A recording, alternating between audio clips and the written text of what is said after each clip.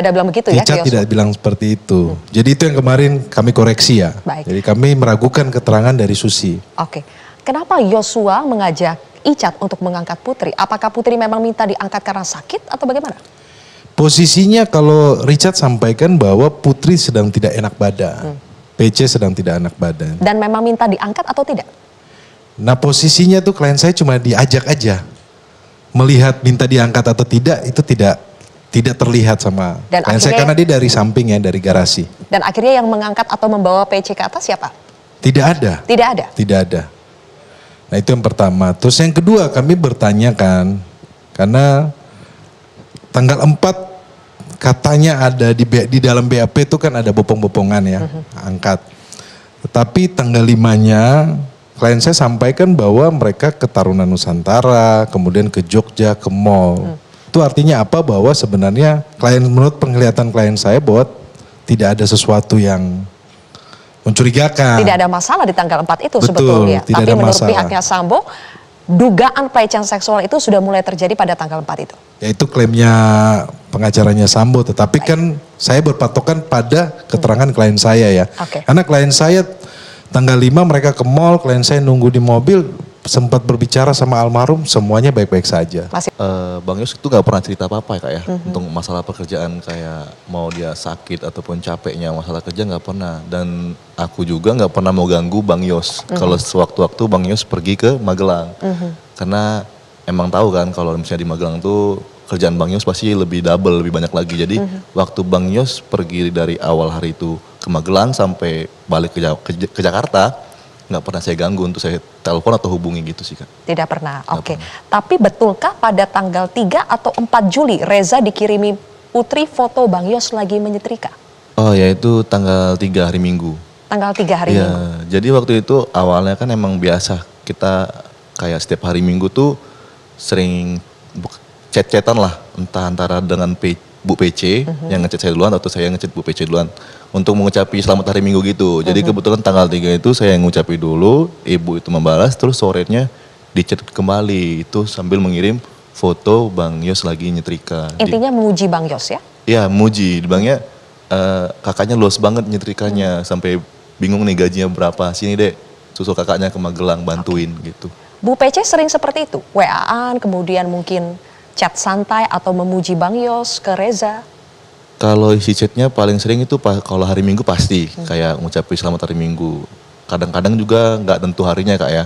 Kadang beliau juga bilang, dek sini dek ke Saguling kalau memang lagi off istirahat dan makan di rumah Saguling aja gitu. Jadi memang seramah itu ya? Iya, dulu seramah itu sama saya. Sampai ke anggota keluarga ajudan yang lain, apakah seperti itu juga Reza? Saya kurang tahu Kak ya kalau untuk sama ajudan yang lain. Kalau sama mendiang saya lihat juga ramah juga, sama saya juga ramah. Dan terakhir Reza berkomunikasi dengan Ibu PC itu tanggal 3 itu atau masih ada lagi? Tanggal 3. Tanggal 3 Juli Tanggal terakhir? 3, ya. Oke. Pertanyaan soal Sambo PC lebih sering tinggal di rumah mana, pernah ribut atau tidak, siapa yang melahirkan anak keempat mereka? Kalau saya menganalisa, hakim kepingin tahu tentang hubungan PC dengan Ferdy Sambo.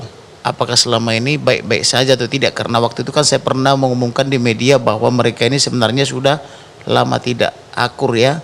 Di mana Ferdy Sambo tinggal di rumah Jalan Bangka, Putri Chandrawati di rumah Saguling. Nah, kemudian tentang Susi itu sebetulnya orang yang sangat tidak nyaman dalam memberi keterangan karena polisi kurang pandai. Harusnya polisi memisahkan Susi dari rumah Saguling atau dari kekuasaan daripada Ferdy Sambo dan PC. Kalau mau digunakan dia sebagai saksi untuk menerangkan yang sebenarnya. Tetapi bagaimana caranya meminta keterangan yang sebenarnya dari Susi seorang ART, tetapi di sisi lain kita taruh dia di rumah itu. Itu sama saja kita menyuruh Susi untuk bunuh diri. Karena dia menerima gaji dan upah dari PC sampai hari ini, tetapi kita menyuruh dia untuk melawan majikannya. Ini kan kekonyolan, inilah kesalahan negara ini. Harusnya. Jadi menurut Anda Susi ini berada dalam tekanan karena masih betul, harusnya polisi dan jaksa menjadi minta bawahan tolong Sambo kepada saya supaya saya pekerjakan di kantor saya atau di rumah saya. Saya tadi melihat wajahnya, saya tadi melihat matanya Susi, dia berbohong. Karena dia setiap kali memberi keterangan, gerakan matanya itu ke kanan, hitamnya itu. Artinya tidak pernah terjadi yang diterangkan itu. Karena kalau sudah pernah terjadi, itu pasti terekam di dalam subconscious mind, yaitu alam bawah sadar, yaitu otak belakang, otak bawah. Jadi kalau seseorang berbicara misalnya begini, ketika ditanya dia misalnya matanya ke kanan, itu nyari-nyari, belum pernah terjadi. Nanti ada pakar mikroekspresi yang bisa gitu. menggali soal itu. Tapi kalau menurut Bang Kamarudin, apakah Susi itu sebetulnya adalah saksi mahkota? Susi harusnya saksi mahkota sekiranya dia dikeluarkan dari kandang serigala itu. Tetapi sepanjang dia ditaruh di dalam kandang serigala, apa yang bisa kita harapkan dari Susi? Maka dulu ketika saya mengungkap kasus IKTP dan Hambalang, itu karyawan-karyawan bagian keuangan sampai supirnya saya rekrut kerja sama saya. Kau di sana dibayar berapa? Misalnya 5 juta, aku kasih kau 10. Oke, berarti Kerja masih di asa. Mas Handoko, karena sudah disinggung oleh Bang Kamarudin soal ekspresi Susi dan sebagainya, tadi kita juga lihat. Menurut Anda, apakah itu memang adalah ciri orang yang berbohong atau berada dalam tekanan? Kalau ciri orang yang dalam tekanan betul, tapi kalau ciri orang yang berbohong tidak 100% seperti itu. Jadi bisa seperti itu, bisa juga tidak. Tergantung orangnya, tergantung situasi kondisinya, tergantung juga kondisi emosionalnya. Kalau kembali ke Susi, yang terjadi pada Susi ini kan kombinasi. Kita punya 3 dugaan.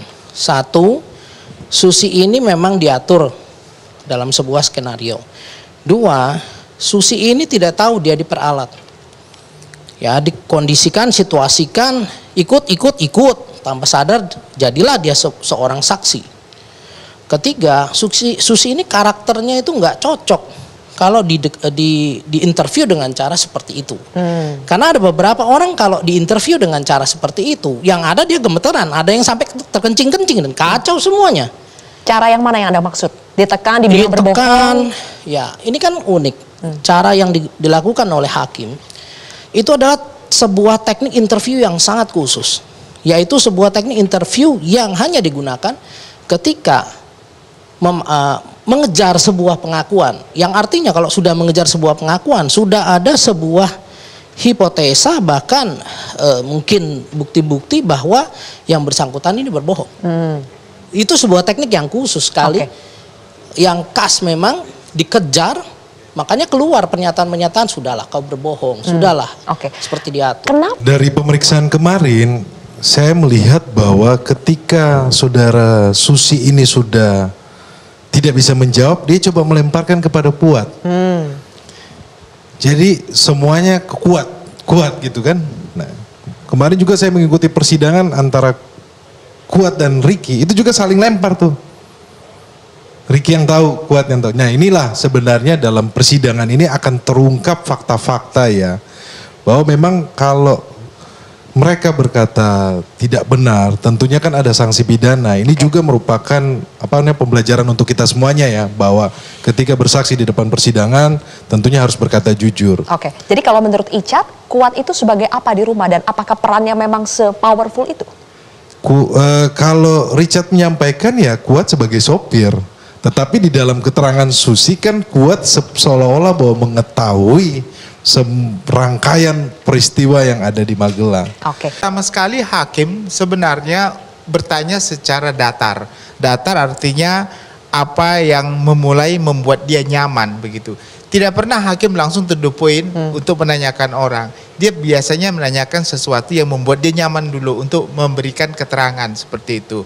Tetapi waktu ditanyakan sama hakim pada kejadian pada saat itu, dia menjawab sesuatu yang belum sempat ditanyakan tapi dia menjawab. Itu kan membuat kecurigaan sama hakim. Lalu hakim menanyakan sesuatu yang dia harus sampaikan kepada hakim, tetapi dia berpikirnya lama. Ya, jadi dia kayak diam begitu kan. Nah, ini kan hakim membuat jadi harusnya kalau orang yang melihat sendiri, mengalami sendiri, itu dia langsung spontan, dia akan jawab secara spontan. Nah, giliran dia ditanyakan tentang kronologi sudah mulai berubah lagi. Dia cepat mengucapkan kronologinya, kok bisa cepat? Yang tadi lambat, yang ini cepat. Padahal kan sama-sama melihat mengalami harusnya cepat. Lalu ada perbedaan antara BAP dengan apa yang disampaikan dalam persidangan. Memang di pasal 185 mengatakan keterangan yang diminta itu adalah keterangan yang benar adalah di depan persidangan. Tetapi nggak 100% mempercayai, hakim nggak bisa 100% mempercayai keterangan yang disampaikan di persidangan. Alasan dia mengubah keterangannya itu apa? Kalau dia mengubah keterangannya tidak mempunyai dasar, hakim juga tidak bisa menerima begitu. Maka dia perlu menggali terus apakah keterangan yang dia rubah itu atas dasar kebohongan atau tidak. Bang Jamin, Begitu. hakim sampai bilang inilah kalau ceritanya settingan ya seperti ini, kamu anggap kami ini bodoh. Apakah itu berarti hakim sudah yakin tidak ada peristiwa pelecehan seksual pada tanggal 7 Juli di Magelang? Intinya bukan masalah isinya, tetapi dia ingin melihat kejujuran daripada orang yang memberikan keterangan. Kalau sampai dia tidak jujur, karena ada konsekuensi hukum di pasal 174 akan diberikan memberikan keterangan palsu di bawah sumpah sesuai dengan 242, ada sanksinya kan 7 tahun maksimum. Itu harus dikasih tahu. Dan itu harus diberitahukan kepada dia supaya dia memberikan keterangan yang baik, yang jujur, ya, tidak berbohong. Nah, tadi kalimat hakim bisa menilai seseorang itu, dia kan punya teknik sendiri ya dalam mengajukan pertanyaan, dan dia bisa mengetahui apakah orang ini bohong atau nggak bohong didasarkan kepada pertanyaan itu, dia mengerti. Jadi wajar saja hakim mengatakan segitu supaya mengingatkan dia jangan sampai memberikan keterangan bohong karena ada konsekuensi hukum apabila dia memberikan keterangan bohong itu. Oke, kita sambil putarkan bagaimana ekspresi Bang Roni dan juga Icat ketika mendengar jawaban Susi, terutama soal Susi yang mengaku tidak tahu Kuat itu di rumah sebagai apa. Kenapa Bang? Kalau menurut Icat, Susi apakah dia tahu betul apa peran Kuat di dalam keluarga Verdi Sambo?